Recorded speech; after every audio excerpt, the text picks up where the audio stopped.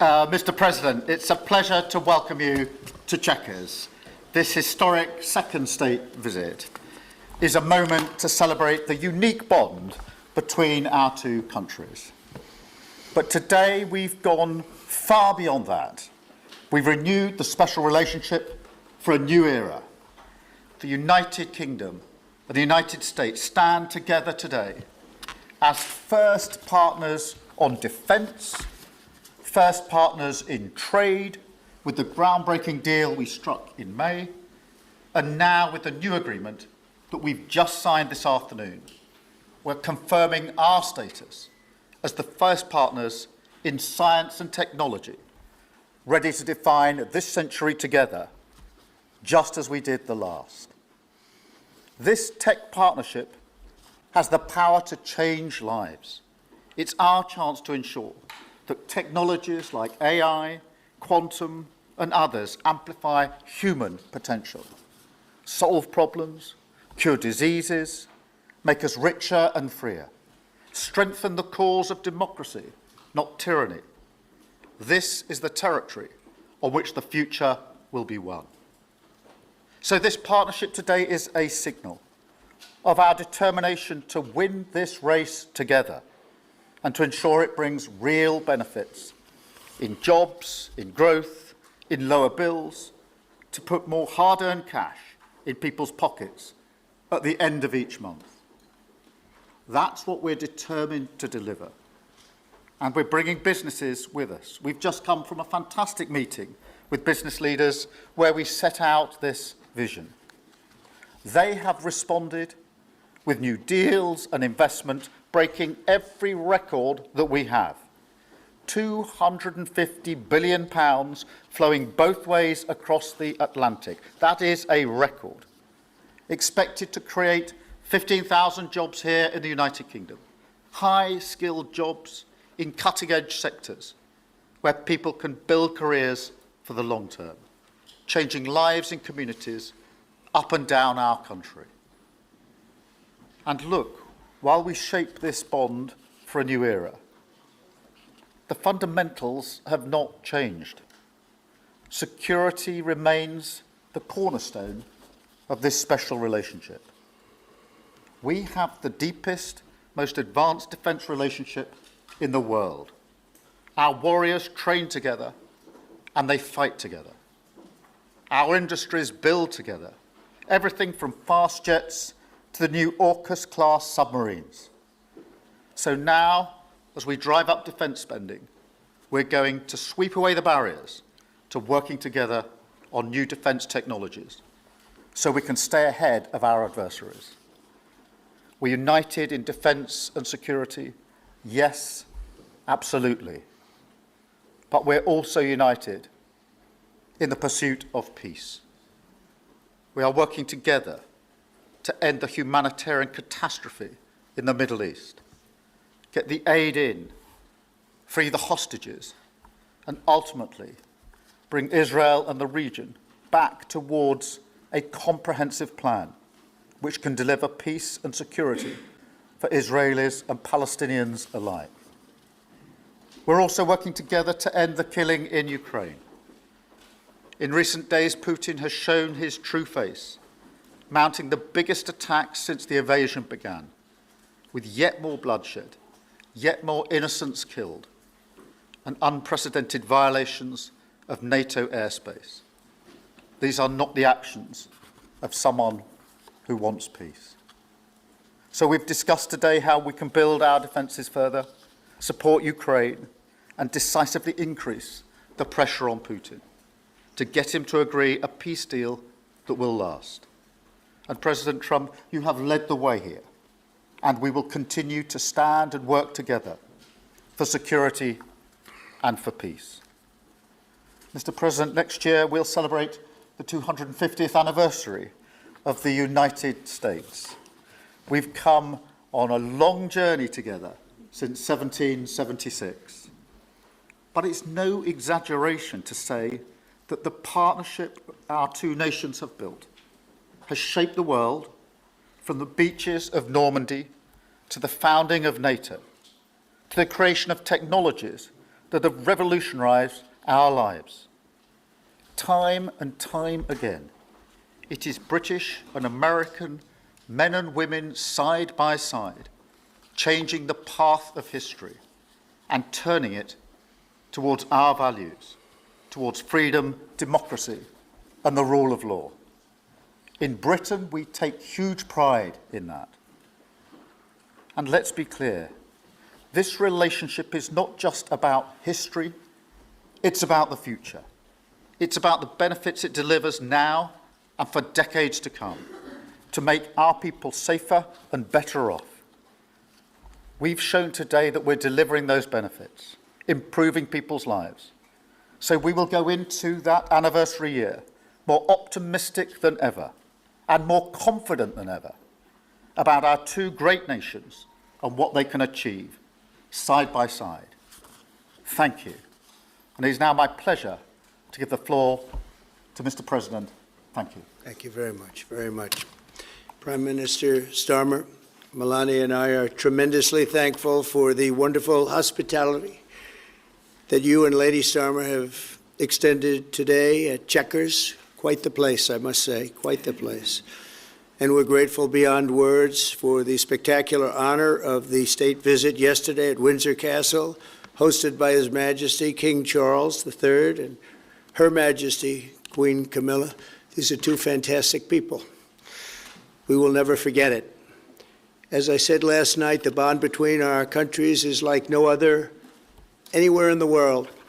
The United States and the United Kingdom have done more good on this planet than any two nations in human history. That is thanks in large part to the traditions of British liberty, which grew up on these isles, these beautiful, magnificent isles, and were carried by our ancestors to the New World. We're forever joined, and we are forever friends, and we will always be friends. This enduring connection is why I was thrilled that the United Kingdom was the very first country with which we made a historic trade deal, and a very good trade deal. He's a tough negotiator. I think it was a better deal for you than us, but these are minor details. It's a very good deal for both of us. He's a great negotiator. We will extend our unparalleled security alliance into the realm of economic security for the first time, and I look forward to finalizing it very soon. We'll have it done very quickly. We have also just signed a historic technology prosperity deal, one of a kind, to ensure our countries lead the next great technological revolution side by side. In fact, we just left the business leaders, the biggest in the world. Some are in this room right now. And that was quite a meeting we had on business and trade and technology. This trip has galvanized $350 billion in deals across many sectors, and we're committed to ensuring that the UK has a secure and reliable supply of the best AI hardware and software on Earth. And we supply that, and we'll make sure we supply it in quantity to the UK. And we also are joining forces on quantum computing and nuclear power, a natural partnership for close allies. The United States, as you probably have heard, is doing better than it has ever done in terms of business and investment. The stock market has hit a new high, as you know, and that's for many, many days out of our fairly short 8 months. And we seem to be hitting new highs, and I think we're going to do much better even as time goes by. Jobs are at a record, and most importantly, we have more than $17 trillion, $17 trillion, and this is during an 8-month period being invested in the country, which is not only a record, but if you compare $17 trillion to the last year of the Biden administration, they did $250 billion. They didn't do $1 trillion for the 4-year period. We did $17 trillion of investment coming in. A lot of it's because of tariffs, and a lot of it's for a lot of other reasons, but there's never been anything like it. It's an economic superstar. That's what's become. It was mismanaged and badly handled for a long period of time, but it's not badly handled anymore. So that's a record. And remember, that's up until 8 months. We have another few months to go, and that number is going to get significantly higher, especially if we win a certain case that we're waiting to hear. That will be something like the world has never seen. I want to congratulate the United Kingdom on making the vital commitment to spend 5% of GDP on defense at the NATO summit this year. We've worked together very closely in so many ways. I'm very honored to tell you that we've solved 7 wars, wars that were unsolvable, wars that couldn't be negotiated or done. The U.S. has done 7 of them. The one that I thought would be easiest would be because of my relationship with President Putin, but he's let me down. He's really let me down. It was going to be Russia and Ukraine, but we'll see how that turns out. But that turned out to be, I thought it might be among the easiest of the group, but we had settled just about every conflict, and as you know, we're working very hard on Israel and Gaza. All that's happening over there. Complex, but it's going to get done. It'll all get done right. And likewise, Russia and Ukraine will get done. But you never know in war. You know, war is a different thing.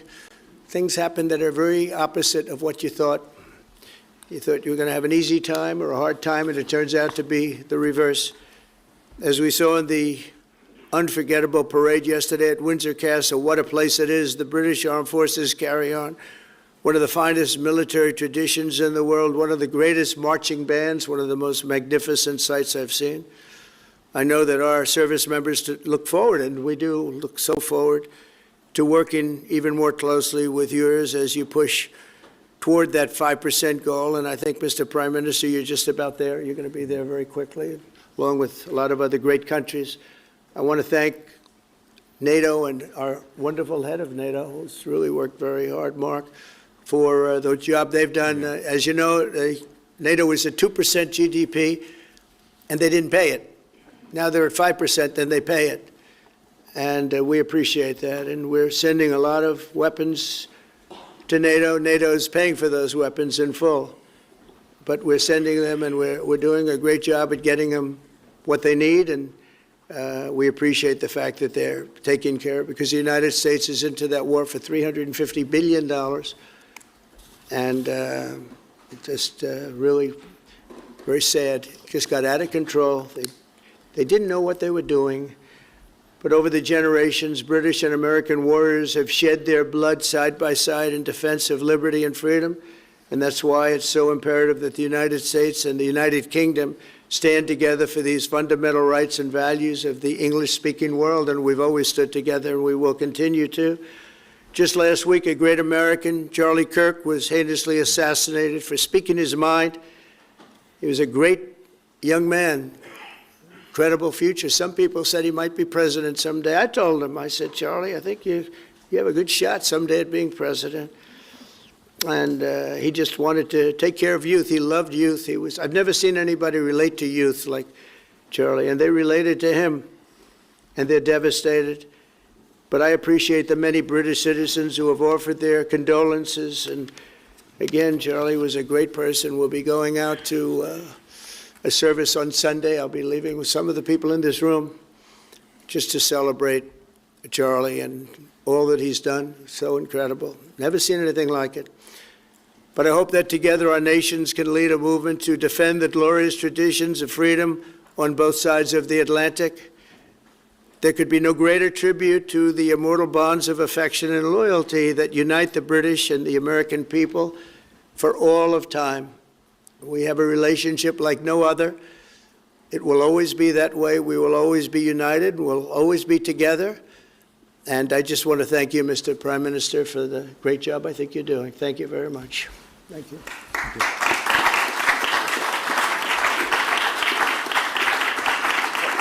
Thank you very much, Mr. President. We're going to take some questions. I'll call 2 or 3 to start with, and then I'll pass over to the President. I've got Chris Mason from the BBC first. Chris. Thank you both. Chris Mason, BBC News.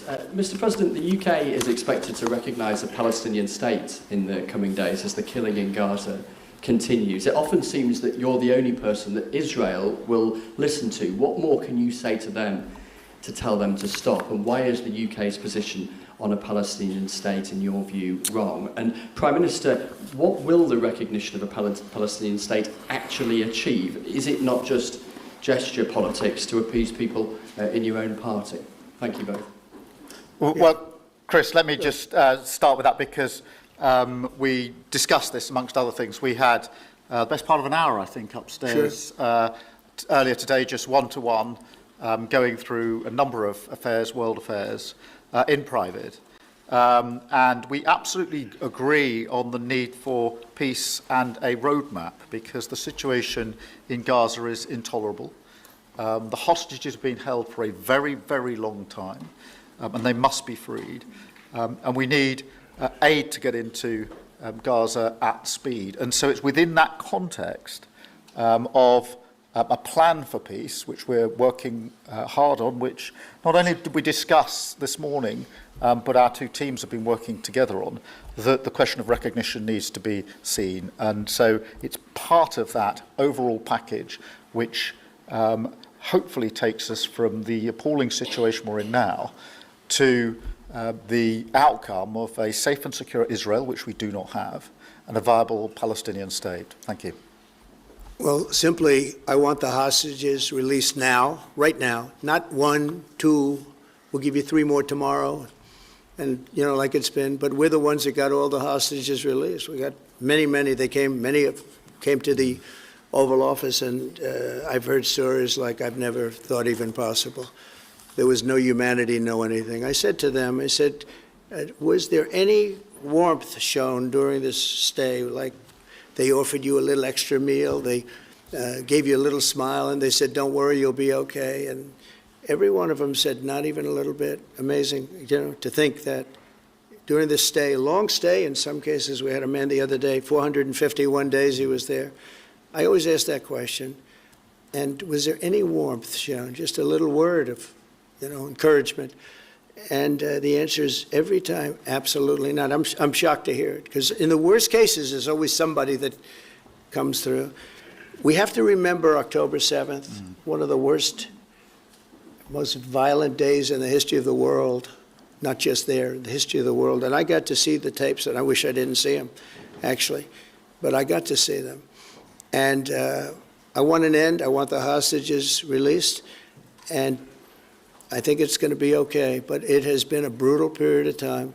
But this has been going on for a long time. This is not something that's over the last year, 2 years, but this has been for decades and decades. But we want it to end. We have to have the hostages back immediately. That's what the people of Israel want. They want them back, and we want the fighting to stop, and it's going to stop. But a lot of bad things. You know, Hamas said that they're going to put the hostages up as bait. They're going to put the hostages in front of any attack.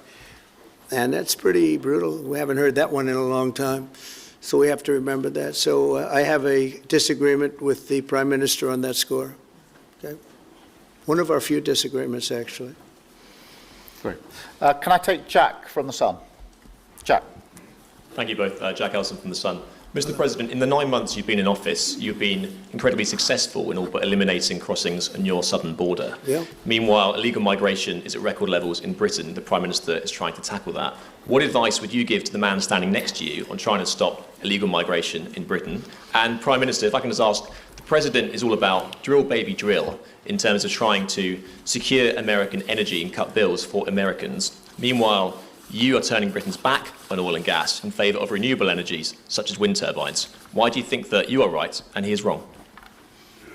So we had millions of people flowing in, totally unchecked, totally unvetted from the Biden administration.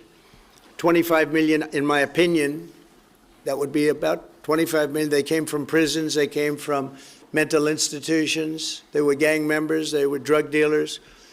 They came from the Congo. They came from all parts of South America. They came from everywhere. Think of it, prisons from the Congo being released into the United States, prisons opened up in Venezuela and many other countries pouring into the United States. And I couldn't believe it. One of the reasons I decided to run. I decided to run because I don't want to be controversial, but you see what's happened and you see all the information that's come out. We won in 2020 big. And I said, let's run, we got to run, because I saw what was happening. And the worst thing that I saw was all of these people. You know, we've already solved inflation. We've solved prices. Oil is way down. Energy is way down in the United States. But what I saw happening with millions of people pouring into our country, I couldn't stand to watch it. And we've done a great job. Nobody, if you've seen the last, I appreciate your question, by the way. Nobody, absolutely zero, and I'm not even sure that's possible, but it's a very liberal group that come out with those statistics. The last 3 months, we had zero. From millions of people a year ago, we had zero people enter our country illegally. And we do have people coming in legally through a legal process and testing and lots of other things. I think it's very important, and we speak about it, and I think your situation is very similar. You know, you have people coming in, and I told the Prime Minister I would stop it, and it doesn't matter if you call out the military, it doesn't matter what means you use, but it's going to destroys countries from within. And we're actually now removing a lot of the people that came into our country. It's a very hard chore. We were given a very, very bad hand. Millions of people came in from prisons and mental institutions. We have to remove them. And we are removing them. We have no choice, and I feel very strongly about it. Thank you very much. Jack, let me just deal with the question of returns, because this is obviously an issue we're taking incredibly seriously. We've struck a number of deals both on cooperation with other countries, because this is a problem right across Europe, to tackle the problem of actually breaking up the gangs that are running this trade. We have had a record number of returns, over 35,000 now since we came into office. That's the highest number for the best part of 10 years. We struck the returns arrangement with France, and notwithstanding the challenges to that scheme, which you've seen in the last few days, a flight went off at 6:15 this morning, successfully returning someone under that scheme. So that is an important step forward. Obviously, there's no silver bullet here. There's a range of things that need to be done. But given the challenges of returning people, it is important that we're able to prove it can be done. It was done. It was done early this morning. So I can confirm that that flight went. It went successfully. And I'm pleased about that. Now we need to ramp that up at scale, which was always envisaged under the scheme, but it's very important that we have been able to prove that the proof of concept, if you like, that this can be done, and will continue in that way. On the question of energy, firstly, let me be really clear that I am absolutely determined to ensure that the price and cost of energy comes down, so that bills come down both for individuals, for families, with their household bills, but also for business, because this is so important. The mix will include oil and gas for many years to come from the North Sea. We've been clear about that for some time, but we also need to mix that with renewables, and it's the mix that's really important. And the approach I've taken on this is the same approach that I take to many other things, a pragmatic approach.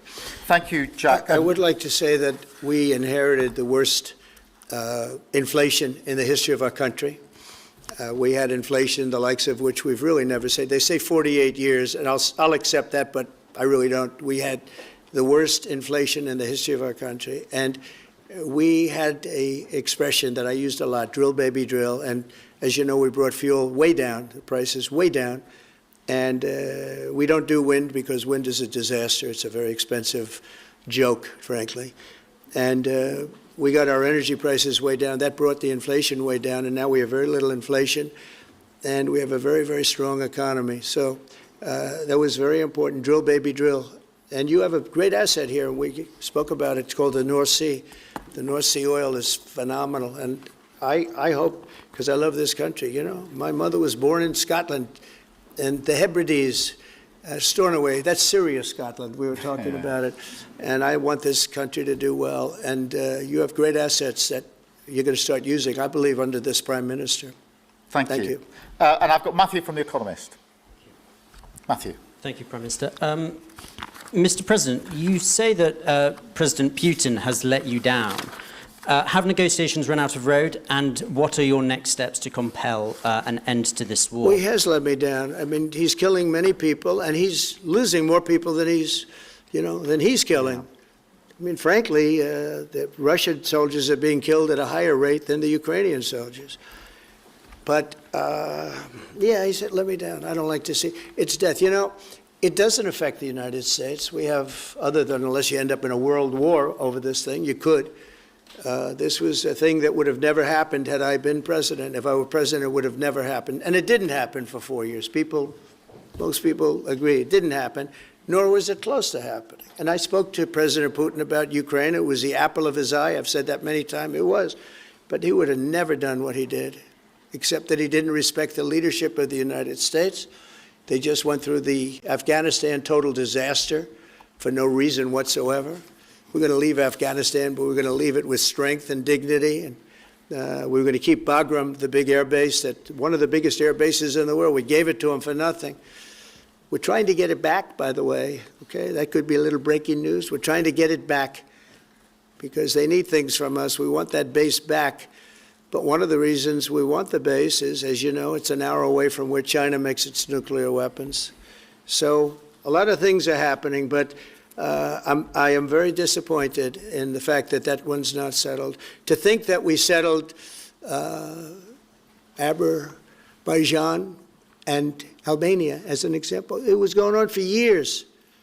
It was never going to be settled. If you remember, the prime minister and the presidents, they were there for many years. They said, when they were in my office, we settled. And they started off at both sides of the Oval Office, so far away. I didn't know you could be so far away. And as we were together for an hour, they kept getting closer, closer. And by the time we finished, we all hugged each other. And one said, I've been in this position for 22 years, and all I've done is kill their people. The other was there for 7 years, and all he did was kill their people. And we got it settled. And we did others, as you know. The Congo, we settled the Congo with Rwanda. That was going on, and that was a machete war. That was a gruesome war. Many people, close to 10 million people killed. We got that settled. My biggest disappointment, but it's, you know, look, we did 7, and most of them were not thought to be settleable.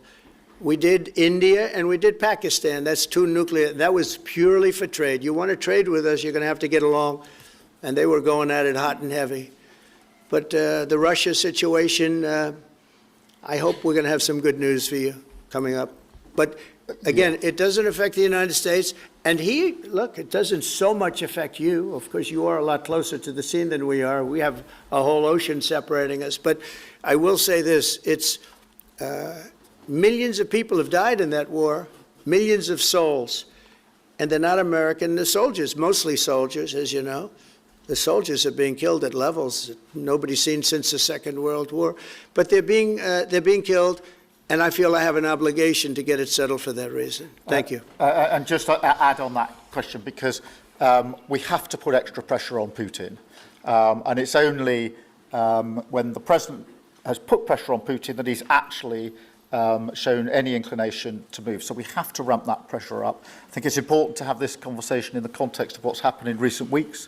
We saw damage and bombing to the British Council in Kyiv. These are targets that it was thought until recently were not targets that would be hit. The British Council, the European Union Embassy, the Council of Ministers, where President Zelensky's ministers work was hit. Again, these were thought to be places that wouldn't be hit. And then the incursion into Poland last week. And if you put that together, what you can see is either an emboldenment or at least an increased recklessness on Putin's part. And that's why I said earlier that they're not the actions of someone who wants peace. So we have to ramp up. And we discussed earlier today, we have built the coalition of the willing with British leadership and French leadership, stepping up with military planning in the seas, in the sky, on the ground, and ramping up what we do with the Ukrainians themselves. And of course, that taken with an American guarantee is now an example, I think, of the challenge of Europe stepping up to the plate, which it has done in the last few months, to show through what we and the French have done, that we're prepared to take the lead in this and take the necessary measures. But that's a war that could have been a third world war, and I don't think we're going to be there now. But that was heading to a third world war. And what a shame it is. What a shame it is. Mr. President, do you want to call some of the I would love to call a outlets? few of them. Bev, do you want to have a question? I've got to come back to you. Bev Turner, GB News. Thank you. Having been in DC for a few weeks, it's really interesting to see how you run the country as a proud Christian leader.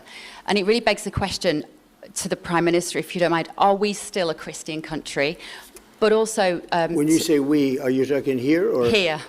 The Here? UK. I'm still British. I I'd might live in rather America, have I'm him still answer British. that question. But also... I can't give you that answer. That's for the Prime Minister, but also, despite what we talked about in Scotland a few weeks ago, we still have 12,000 people a year here being arrested for social media posts, for free speech violations.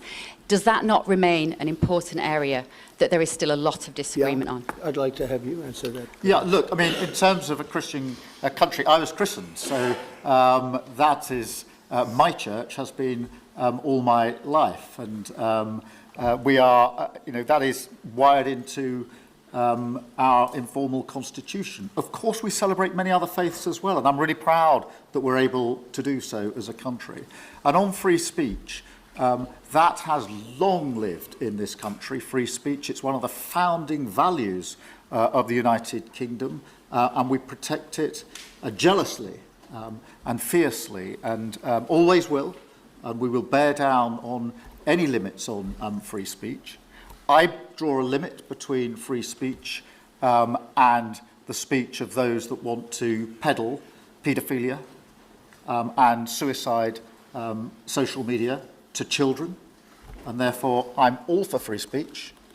I'm also for protecting children from things that will harm them, paedophiles, those that peddle suicide, which has had a terrible consequence for individual, particularly teenagers. And so that's the balance we strike. But we have had freedom of speech in this country for a very long time, and we will always protect it. Thank you. Thank you very much. Brian, please. Thank you. Prime Minister, it's good to see you again. You have a beautiful country. Thanks for having us. Thank you for being Two here. questions. One, just recently, President Trump labeled Antifa domestic terrorists. Would you consider doing something like that in your country? Well, we obviously will take decisions for ourselves. I don't want to comment on the decisions of the President, but we take our decisions ourselves. And my question to you, President Trump, is there any update on the auto pen? Yeah, it's just gotten worse from their standpoint. The people that used it, and one in particular, one person, was never told by Biden to do it. Only spoke to Biden twice, and that was just talking about the weather, not talking about any order. And he was taking orders from people other than Joe Biden. Joe Biden wasn't giving those orders. You know, Joe Biden didn't believe in open borders. He didn't. I've known him for a long time. He was never the brightest bulb in the ceiling, as we know. You can go back 40 years ago and you'll see that. Go back and take a look at the hearings on Justice Thomas, and you'll see that very much. But he didn't believe in open borders and all of this nonsense that they're peddling now, which is why they're not in office any longer. It's a shame. The auto pen was illegal. It was illegally used. He never gave the orders. He never told them what to do. And I guess the only one he signed, or one of the few he signed, was the pardon for his son. But you had the congressman who, when they got the information, they found out they were guilty, and they deleted and destroyed all information, everything. You couldn't get any of it. They found out that Nancy Pelosi actually was offered the 10,000 soldiers, and she turned them down. They found out many things that were very bad. So they deleted and destroyed all information. You talk about freedom of the press and freedom of speech. How about that one? And there's not a thing. This is after a year and a half of hearings. They destroyed everything. And somebody's got to be held responsible. So Biden, what he did is they knew, I don't think he knew, but somebody knew. I don't think Biden had a clue about anything, if you want to know the truth. But they gave a pardon to those Congress people. They gave a pardon. Those people are so guilty. They gave a pardon, but Biden didn't know about it. The people, whether it's Lisa or any of those people in there that really ran it. I know them all. And they're sick people. They're smart people. They're very smart. They're probably brilliant, but they're sick in ideology. And they were running the auto pen. And it was totally illegal what he did. And I hope it's going to be so adjudged. Do you want to take one more, and then I'll Okay. go back to British? Let's see. Peter, go ahead. Thank you, President Trump. In the deal that you're working on for the Chinese to sell TikTok to Yeah. an American buyer, Yeah. are the Americans going to have to come up with their own algorithm, or are they going to continue to use the successful but addictive Chinese algorithm? So what we're doing, and we're speaking to President Xi on Friday to see if we can finalize something on TikTok, because there is tremendous value, and I hate to give away value, but I like TikTok. It helped get me elected. In fact, Charlie said, "Sir, you ought to get on TikTok. You'd be great." I said, "Really? Tell me about TikTok." And we, as you know, we did unbelievably well with youth, like at a level that no Republican has ever even dreamt of. And in what, look, I think we won it for a lot of reasons, but that was a reason we won the election by such a big number. TikTok has tremendous value. The United States has that value in its hand because we're the ones that have to approve it. I specifically get the right to approve it. The people that are investing it are among the greatest investors in the world, the biggest, the richest, and they'll do a great job. And we're doing it in conjunction with China. But we are getting, the United States is getting a tremendous fee plus, I call it a fee plus, for just making the deal. And I don't want to throw that out the window. I can say this, that you'll have a lot of very unhappy youth. And I use TikTok very legitimately, very straight, just statements every day, little statements, short statements. "Sir, make it short, please." And TikTok Jack, we call him. It was pretty good. Did a good job for me, I guess. But no, I'd rather reap the benefits. I mean, the kind of money we're talking about is very substantial. And it'll be owned by all American investors and, the best investors and the, very rich people and companies are going to be owning it. Very, very straight, very legitimate companies, and really companies that love America. So they're going to be owning it. It's a big thing. And on a much bigger scale, and probably that's why we were able to get that, but on a much bigger scale, we're pretty close to a deal. We may do an extension with China, but it's an extension based on the same terms that we have right now, which are pretty good terms. And my question for Prime Minister Starmer, if you feel so strongly about officially recognizing Palestine for statehood, why are you waiting for President Trump to leave the country? Why can't you just do it right now? And isn't there a risk in rewarding Hamas with that? Well, let me be really clear about Hamas. They're a terrorist organisation who can have no part in any future governance in Palestine. And That's good. what happened on October the 7th was the worst attack since the Holocaust. We have extended family in Israel. I understand firsthand the psychological impact that had across Israel. So I know exactly where I stand in relation to Hamas. Hamas, of course, don't want a two-state solution. They don't want peace. They don't want a ceasefire. So I'm very clear where I stand on Hamas. Okay. On the question of recognition, I made my position clear at the end of July as to the timing, which has got nothing to do with this state visit, and I've discussed it with the President, as you would expect amongst two leaders who respect each other and like each other and want to bring about a better solution in the best way that we can. Thank you so much. Can I go back then to Robert at ITV? Robert Person, ITV. Mr. President, you alone in the whole world, have the power to persuade Prime Minister Netanyahu to stop the demolition of Gaza City, to stop the starvation of Palestine, and to stop the killing of civilians. If not now, when will you exercise that power to tell him to stop? Sure. And then for both of you on... But you do understand about October 7th. You do understand. So believe me, I understand. One of the about worst days in the history of humanity. What happened, I have seen the tapes. Babies that are 4 months old and just chopped up to pieces. And you've seen the tapes and I've seen the tapes. You're a professional and so am I. And people forget about October 7th. I can't forget about it. So I want it to end, but I want the hostages back. I don't want the hostages used as human shields, which is what Hamas is threatening to do. But as soon as they're back, that's the moment you will tell Netanyahu Well, to stop. it would certainly help, but I have to have the hostages back. And I don't want them back piecemeal, as I said before. I want them back. And on a separate issue, free speech, your Vice President Vance said that free speech is under attack in the UK. Do you agree with him? And Prime Minister, we saw the dismissal of a very well-known chat show host in America last night, Mr. Kimmel. Is free speech more under attack in Britain or America? Well, Jimmy Kimmel was fired because he had bad ratings more than anything else, and he said a horrible thing about a great gentleman known as Charlie Kirk. And Jimmy Kimmel is not a talented person. He had very bad ratings, and they should have fired him a long time ago. So, you can call that free speech or not. He was fired for lack of talent. Yeah, please, go ahead. Yeah, I mean, firstly, on the question of Charlie Kirk, can I just express how shocking that is, I think, to everybody who believes in free speech and in democracy. It sent shockwaves through the world. And I know that he was a friend of the president, and I reached out straight away to the president because I understood how impactful it would be on him and his family.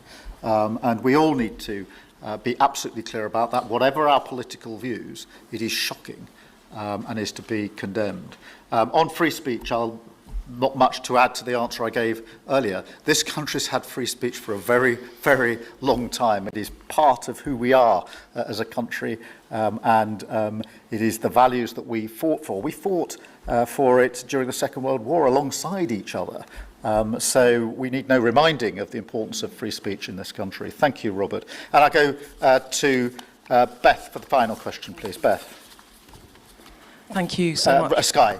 Thank you, Beth Rigby, Sky News. Thank you, Prime Minister. If I could start with you. Prime Minister, President Trump has said he's ready to impose major sanctions on Russia if NATO countries stop purchasing Russian oil. He's got a point, hasn't he? Is that what you now believe is needed to bring Putin properly to the table?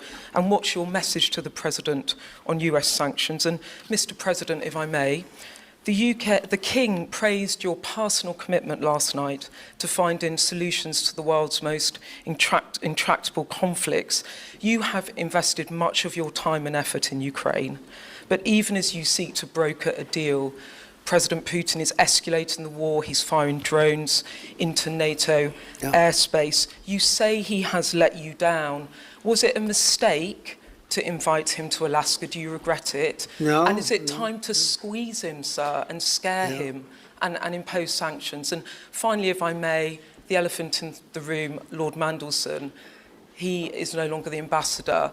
Do you have some sympathy with him that he lost his job over historic links to Jeffrey Epstein? Thank you very much, sir. I don't know him, actually. I had heard that, and I think maybe the Prime Minister would be better speaking of that. That was a choice that he made, and I don't know. What is your answer to that? Well, I mean, it's very straightforward. Some information came to light last week which wasn't available when he was appointed, and I made a decision about it, and that's very clear. On the question of the pressure on Putin and on Russia, which is obviously really important, look, I think it is a challenge to Europe. There are a number of European countries which are too reliant on energy from Russia.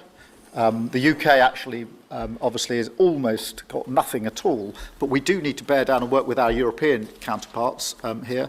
There are one or two countries, I think, that do need to look again at the question of energy. There's no one silver bullet here. We do have to have a wider suite of sanctions, which we've put in place a number of times, working across Europe and with the United States. And of course, we must, and we are, making sure that Ukraine is in the strongest position now, because one of my long concerns here has been that whilst we talk about a ceasefire, and we all want a ceasefire, and we talk about what might happen after a ceasefire, we mustn't forget that Ukraine needs our support now. And we've said we stand with Ukraine from the start to the finish, and that means we must continue to supply them with what they need in order to fight this war, which of course resulted from and is a result of Russian aggression. We have particularly done the sort of leadership role in the coalition of the willing, so that if there is a ceasefire and if there is a deal, and I do hope there is, that is then lasting and not then broken, because given previous history, I don't trust Putin. Thank you. Very simply, if the price of oil comes down, Putin's going to drop out. He's going to have no choice. He's going to drop out of that war. And when I found out that the European nations were buying oil from Russia, and as you know, I'm very close to India. I'm very close to the Prime Minister of India. I spoke to him the other day, wished him a happy birthday. We have a very good relationship. He put out a beautiful statement, too. We have, but I said, you know, I sanctioned them. China is paying a very large tariff right now to the United States, but I'm willing to do other things, but not when the people that I'm fighting for are buying oil from Russia. If the oil price comes down, very simply, Russia will settle. And the oil price is way down. You know, we got it way down. We're drilling and we produce more oil than anybody else in the world. We're doing a lot. But I was disappointed to see that. And the Prime Minister was disappointed to see that. And it wasn't him. It was other countries.